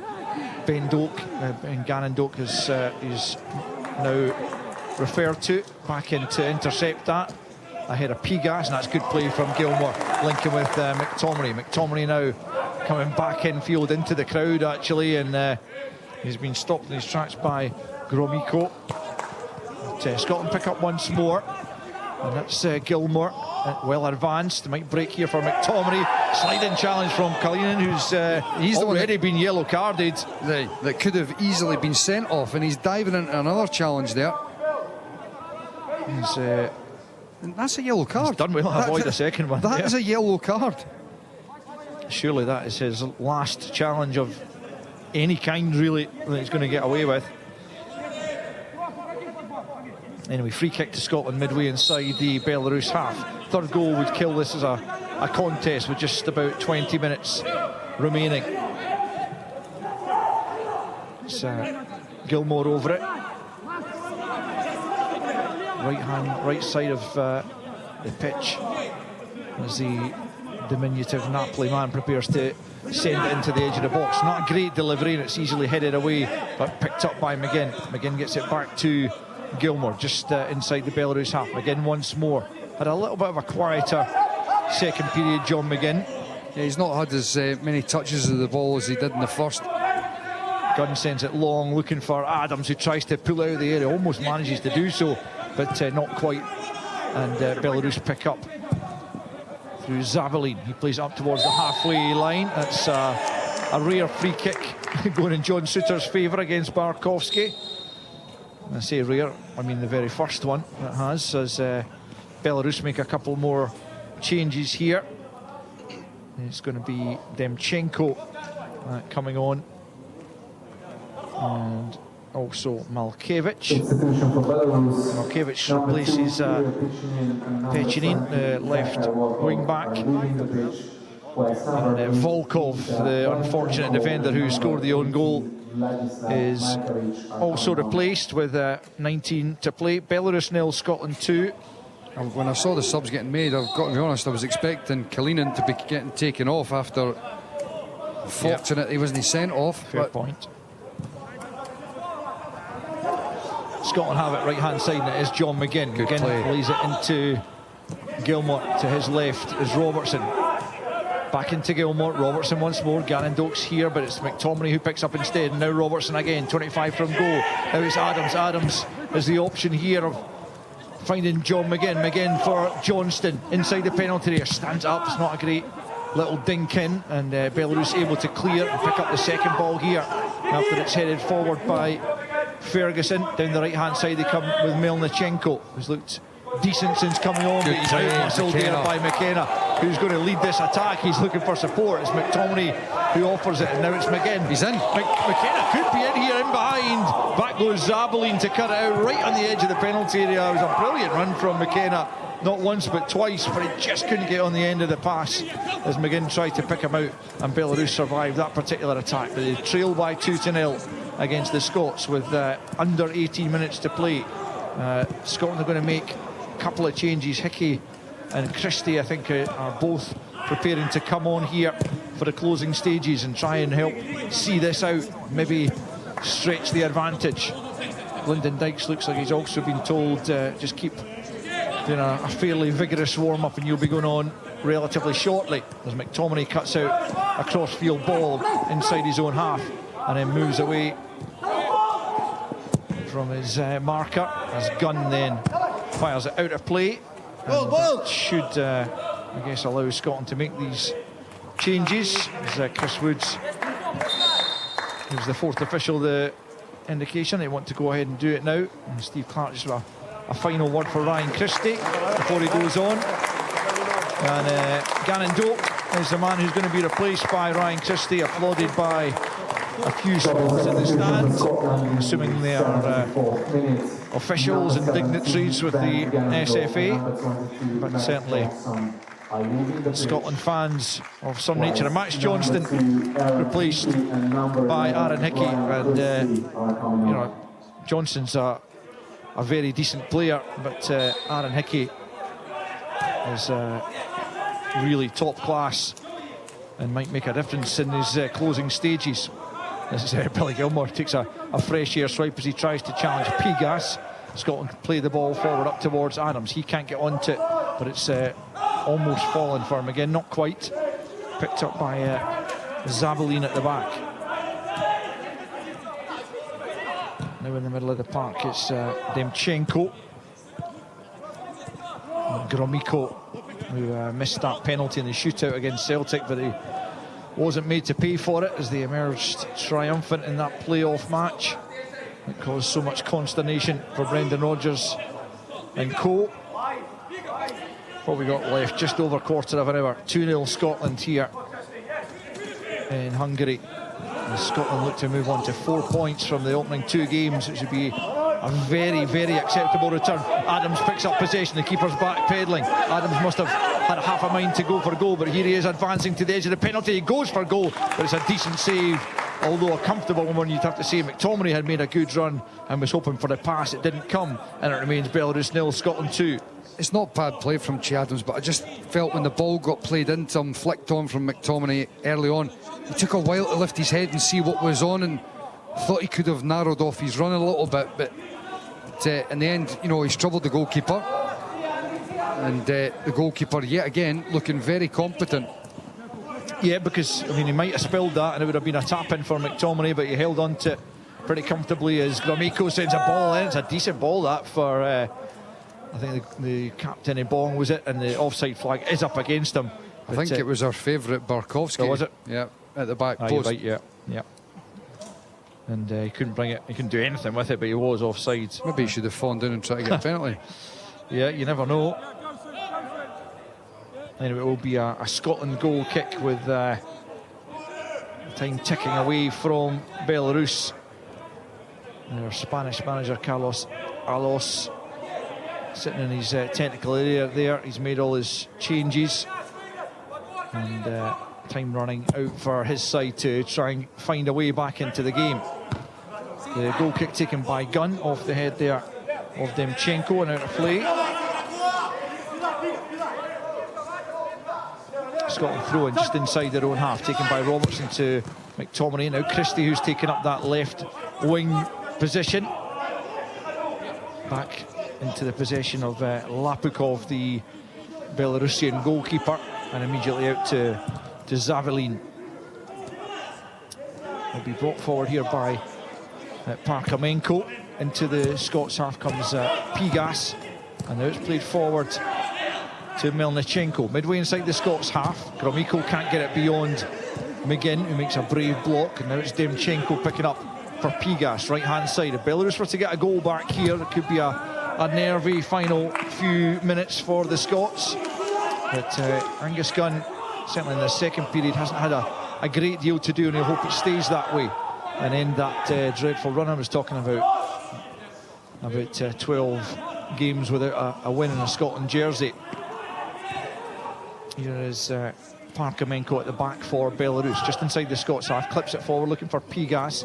Robertson just sits off him, then he gets the clearance in. Gilmore tries to find Ferguson in a deep area and fails to do so, and Gromyko tries a little back heel which doesn't quite come off, and Scotland will get a throw in down there. 12.5 to play, and Scotland should, Michael, be able to see out this victory relatively comfortably. Yeah, I would think so. I think it's a perfect opportunity to freshen things up top, surely, as well. 2-0 up. A lot of hard work being put in by Shea Adams over the two games, but surely you would think opportunity to make a change. Well, it was Lyndon Dykes rather than Kieran Bowie who seemed to be doing the warm-up that would be more appropriate if you're about to come on, and certainly still out there along with Kenny McLean, who's another great favourite of Steve Clark. So I'm not sure Kieran Bowie or any others are going to get a run out this evening with just 11.5 minutes left to play, as Robertson makes a bit of a hash of an attempted cross-field ball. He will be able to knock it forward now, though, to McTominay, who shows good strength to hold off Demchenko. No foul, says the referee, and that'll be a foot race there between Melnichenko and McKenna, but goes all the way through comfortably to Angus Gunn, as McKenna looked to have the better of that foot race. In any case, 2-0 Scotland leads here in the closing stages of what could have been a treacherous away game against the pot 4 team. But despite it not being a sparkling performance, it's been competent, workmanlike, and they've got a goal in each half so far as Gilmore brings them forward, and now it's Robertson from 25 yards, poor effort at goal and easily cleared away by Zavalin, picked up though by Ferguson, back with the skipper. Robertson leaves it to Christie, plays it immediately forward for McTominay on the left flank. Robertson makes a run, he's now found Robertson, who cuts it back. Adams couldn't make anything of it. McGinn thwarted by the keeper. Again, it's good goalkeeping by the Belarusian stopper to keep McGinn out. Had to be brave to get out there, and he was able to do so, and a decent chance goes a-begging for the Scots. He's a good keeper, you know, he's quick, he was alert there. The ball's ricocheting, about to fall for John McGinn, and he's got himself right out on top of the Scotland player and made sure that there was never going to be an opportunity to get it into the back of the net. Kenny McLean, I'm fairly certain, is going to come on. Lyndon Dykes is sat back down as Scotland get a free kick over on the far side. 10 to play. Scotland leading by 2-0 against Belarus in Hungary, with a couple of home games against tonight's opposition, but before that against Greece to come in October. And you have to say, 6 points from those 2 games, and I know that's not going to be easier said than done, but that would put Scotland in a brilliant position going into the final 2 games in November.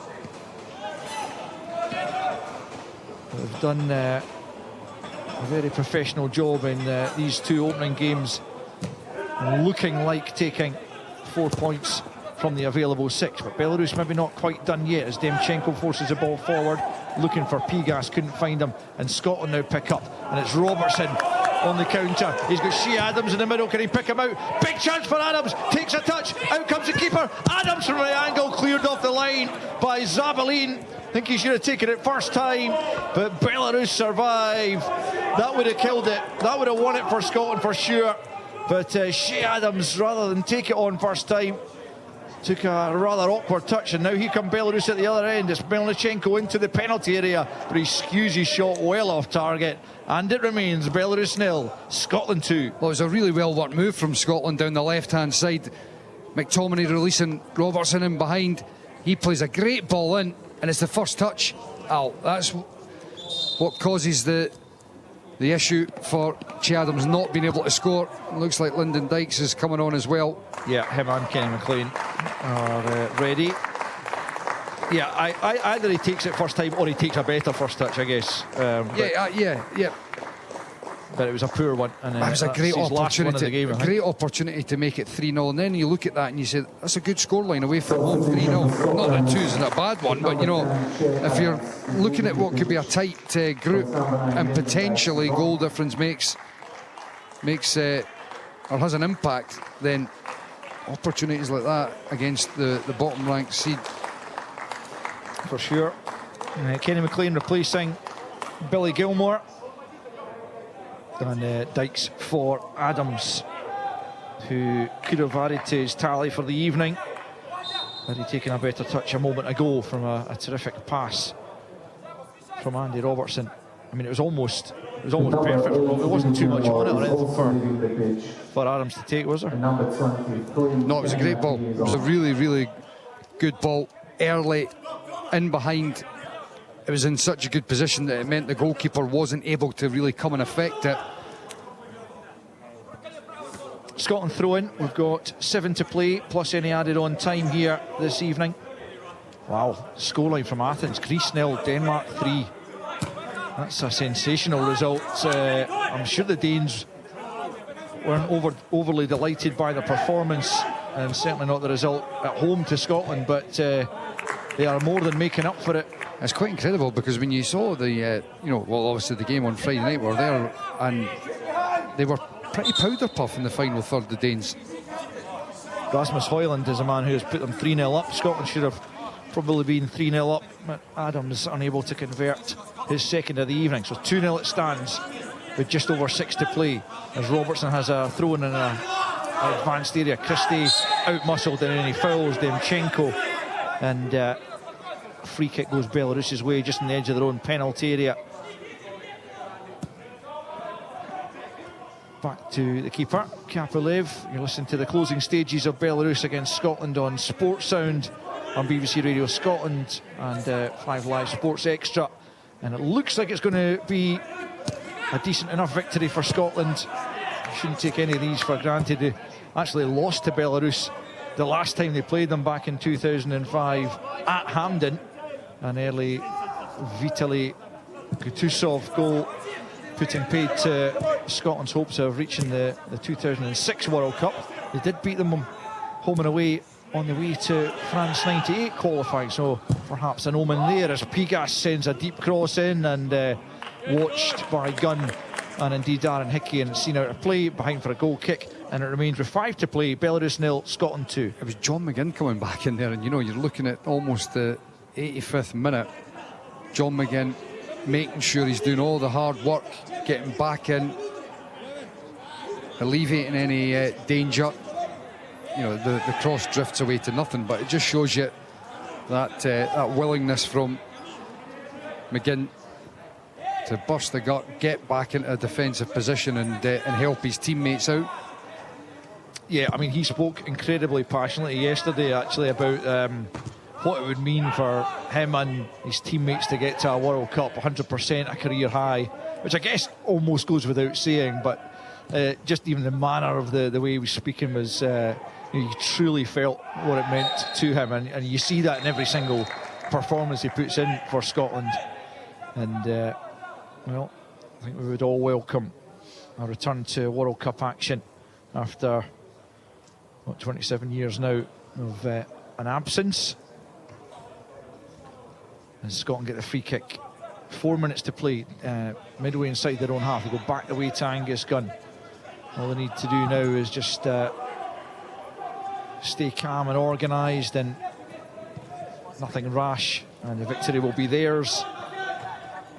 Denmark certainly look like they are on the way to making it 4 points from 6. Greece will be left on 3 before they come to Hampden. on the 9th of October. And you have full live coverage of that on BBC, both TV, radio, and indeed on our digital services, as Scotland knocked the ball about nicely at the back. Gunn out to the right hand side now for Hickey. Hickey on that right flank, closed down by Demchenko. Forward it comes to McGinn, who's backing into his man, keeping possession really well, showing such good energy before bringing the ball across to the left hand side for Christie. Christie then just nudges it to his left to Robertson, makes the run ahead of him, but McLean now picks up for Scotland. Now McTominay, closed down by Kalinin, who can't make any sort of rash challenge there. McTominay holds on to it, but not the best pass. I think he was actually just caught as he tried to play the pass, and his boots come off, but play continues. Ferguson to McKenna here, 10 yards inside his own half for Robertson. Belarus trying to get the ball back off Scotland here, but Robertson gets it infield to Christie. Good ball and good play from Christie, who plays it off Pigas, and it'll be a Scotland throw-in down below as midway inside the Belarus half on the left flank as Scotland come forward. 2.5 left of the 90. 2-0 Scotland lead away to Belarus in this very strange, eerie atmosphere with no fans allowed. And McTominay just been given a few moments to put his insole back into his boot here. And a little breather for Andy Robertson before he takes the throw in. Well, almost 90 minutes up. Behind closed doors, 7th win, 3 draws and 2 defeats in the 10 games? 10 games, according to Tom English's math. Not a bad record. This is a bit farcical because McTominay has now gone down. I wouldn't be surprised if the referee thinks about booking him here, because he's taken his, he just hasn't been able to get his boot back on. The referee, I think, has tried to tell him you need to go off if you want to change, put your boot back on, and there's no point in picking up a daft yellow card. But the good news is that none of those players who were on yellow cards coming into this have earned another caution, which would have ruled them out of the Greece game. So McTominay now making his way over to this near side. Something wrong. He needs a new inner sole. That's what he was asking for there. There's going to be a late change. I wonder if they're just going to bring McTominay off. Indeed, that's what they're going to do, and it's a late introduction for Lennon Miller. It's first competitive game for Scotland. He's not going to get a great deal of time to do anything with it. 89 minutes have just ticked round, but he'll welcome the opportunity nonetheless, and I don't think it'll be the last we see of such a talented young player in a Scotland jersey, as Christie picks up on the left hand side, almost down at the corner flag, trying to wriggle out of a very tight space, loses out to one of the Belarusians, Demchenko. Ferguson though has won it back, and now it's McLean, left hand side, into the feet of Christie. Just takes a slightly slack touch, and Belarus pick up once more, and it's Gromyko trying to come forward away from Ferguson. Smothered though, there was Lennon Miller who won it back, and now it's Robertson. Miller ahead of him once more, tries to feed it forward instead for Lyndon Dykes, and there's too much on it from the Liverpool and Scotland man, and all the way through to the keeper. 90 minutes plus 4 to be added, and we are into those 4 minutes right now. Scotland on the cusp of their first victory of the campaign, and 4 points from 6 in the opening 2 away games, and you know, there's various discussions about wanting ideally a couple of home games to start the campaign, but getting 4 points from 6 from 2 away games is a brilliant way to start any sort of campaign, as Lennon Miller tries to get onto a through ball from Christie. Just too much on that one again, and Parkamenko's able to get it down the right. McKenna should be there before Barkowski gets it back to Gunn. He's closed down by Melnichenko, but the pass goes out to Hickey, right hand side, and he feeds it forward for McGinn, who lays it off to Ferguson. That's a poor ball into the middle though, and picked up by Belarus, and it's Demchenko in the middle of the park. Just 3 minutes of stoppage time left to play. Pigas comes forward. That's not a bad ball, but it's knocked away by McKenna, who's had a good game at the back alongside John Souttar. Done everything required of him, as Pigas sends a long throw into the penalty area. Barkowski goes up that time with Ferguson. He's the one who goes down clutching his head on that occasion, but the ball's ended up back in the possession of Angus Gunn in any case, and Scotland don't look like throwing this away now. 2-0 they lead against Belarus as Gunn thumps it long down this left-hand side. It's gone straight out of play. Dyke's unable to latch onto it. A couple of minutes left. Mikey, how would you assess what we've seen here tonight in Hungary? It's a pretty professional performance.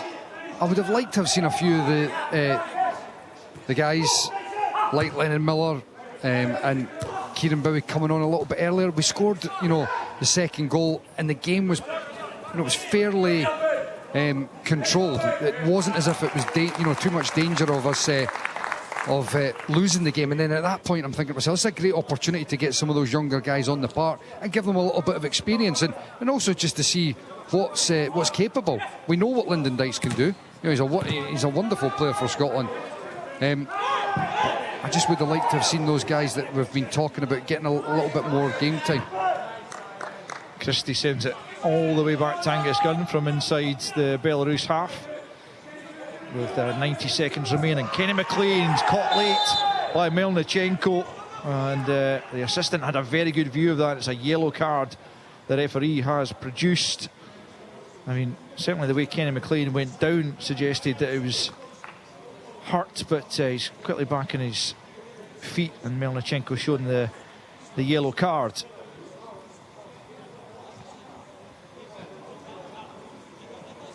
It's one of those ones, he's just clearing it down the line, maybe just caught by the striker trying to block the ball down the line. I don't think there was a great deal of contact, in all honesty. Michael, do you?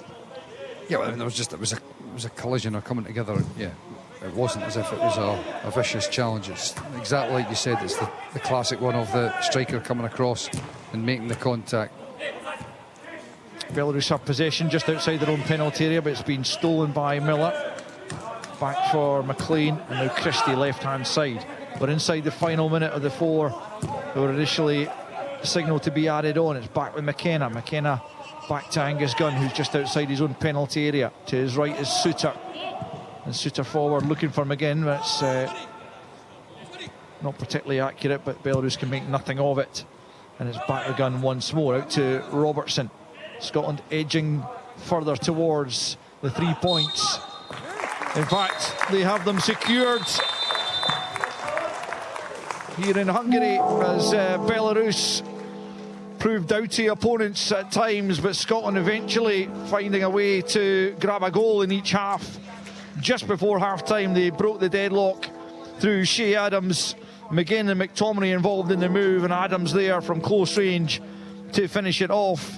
And into the second period, it took them 20 minutes, but they got the second when Adams clipped a nice ball into Gilmour. He tried to head back across goal, as McTominay had done for the opener, and this time it found the back of the net off the head of the defender Volkov, who headed past his own goalkeeper to make it 2-0. Adams had a massive chance to make it 3 just before he was replaced on 82 minutes. He took a poor touch when the goal was pretty much gaping, but it is job done in Hungary, where the Scots played in front of 0 fans against Belarus. But Belarus unable to break the Scots down, and so Scotland have their first victory of this World Cup qualifying campaign and move on to 4 points from an available 6. It finishes here. Belarus 0, Scotland 2. The passion.